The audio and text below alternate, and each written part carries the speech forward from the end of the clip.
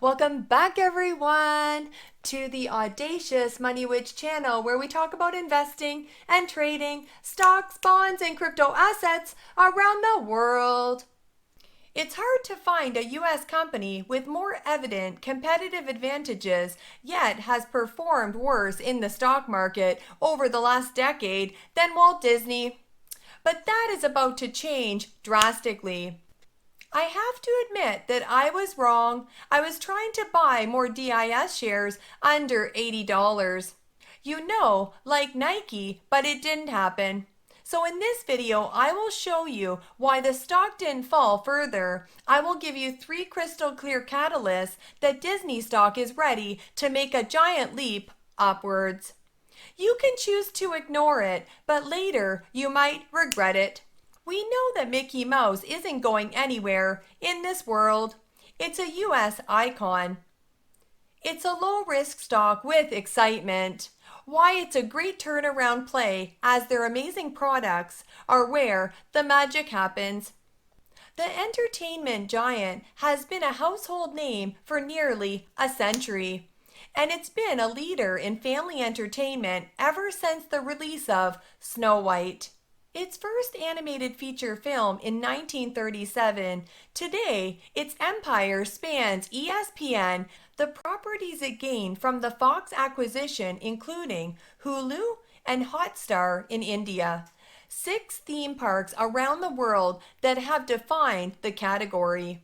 A cruise and a vacation business, a large consumer products business that licenses its intellectual properties for toys, clothes, and other products, and of course, its core TV and movie business, including ABC, Disney Plus, Hulu, and other streaming platforms.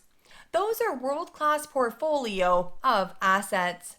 Despite that evident strength, the stock has floundered over the last decade. Just a year ago, CEO Bob Iger was in the midst of an ongoing apology tour for the studio after a string of tepid box office returns.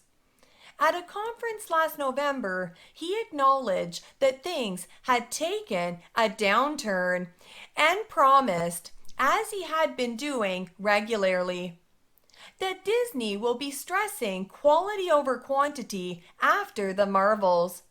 The latest Indiana Jones and another handful of other films disappointed. However, the company showed signs of turning the corner of its fiscal fourth quarter earnings report.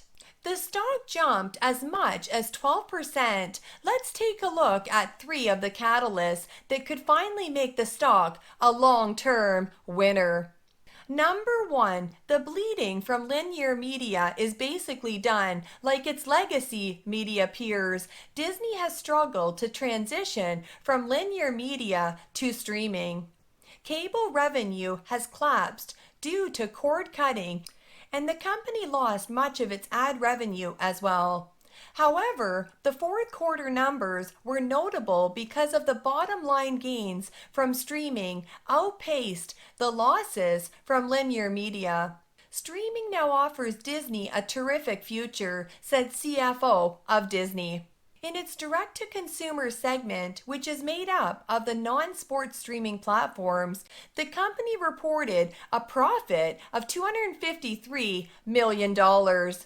Compared to a loss of $420 million in the quarter a year ago. Operating income at linear networks fell from $805 million to $498 million, meaning the company has nearly passed the torch from linear to streaming as far as profits are concerned.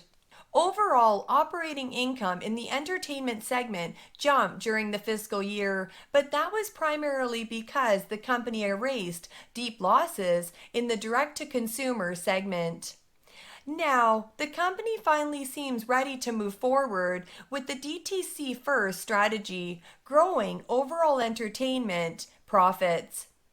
Advertising revenue also increased as Disney grows its ad impressions. 2024 proved to be a pivotal and successful year for the company.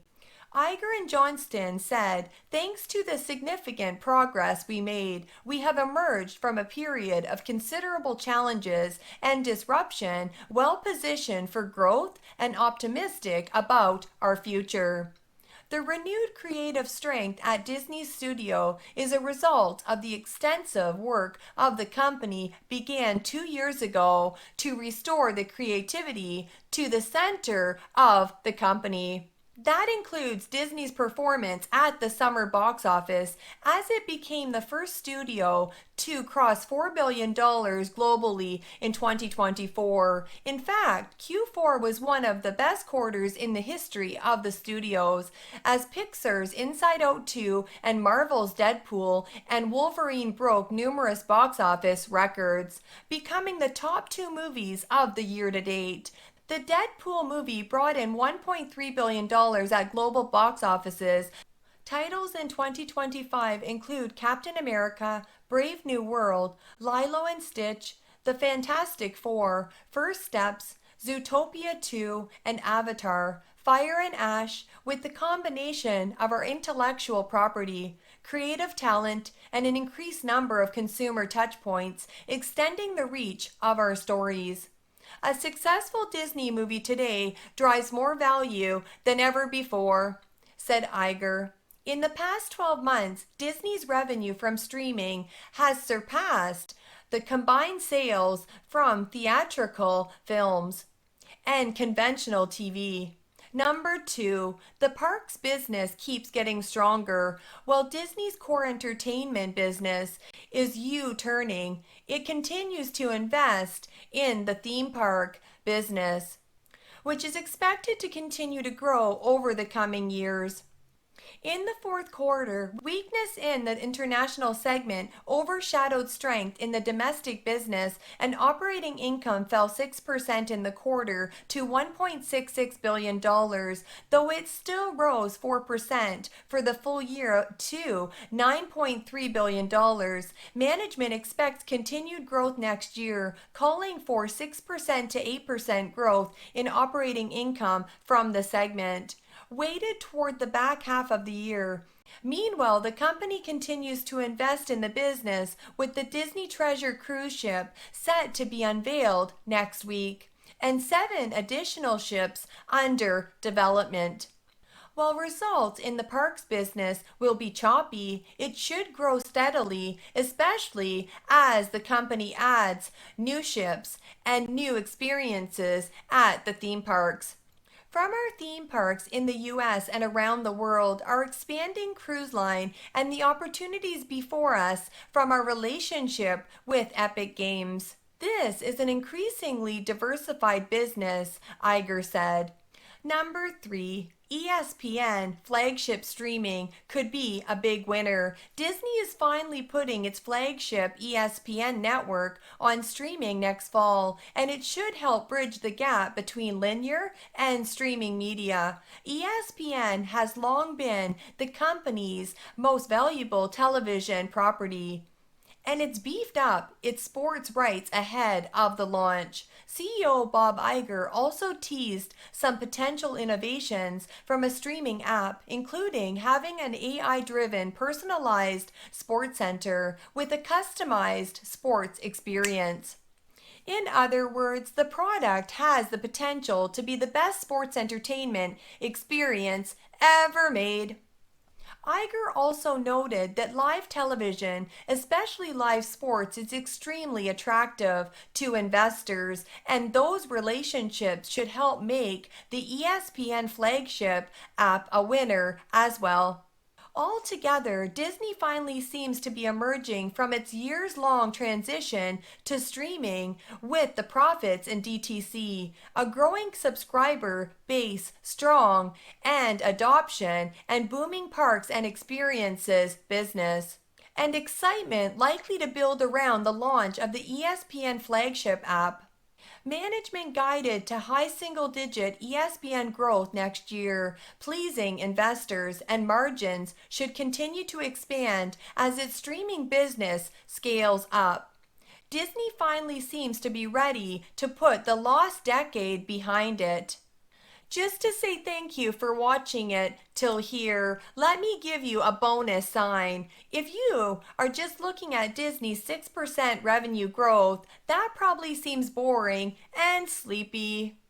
But Entertainment DTC delivered 14% ad revenue growth in Q4. That includes Disney Plus and Hulu's 15% revenue growth and content sale licensing growth revenue of a whopping 39% year over year. I think Disney has a broad ecosystem and synergy around the product and service they provide, which give them even more opportunity to grow at an even larger scale. A lot of people think Disney Plus was going to die because of Netflix. I have never thought that would be the case, but they are being proven wrong. Dead wrong. I am very pleased to see Disney as on the way to tell better stories in the next decade. The stock will catch up accordingly as the longer the base and the higher we jump.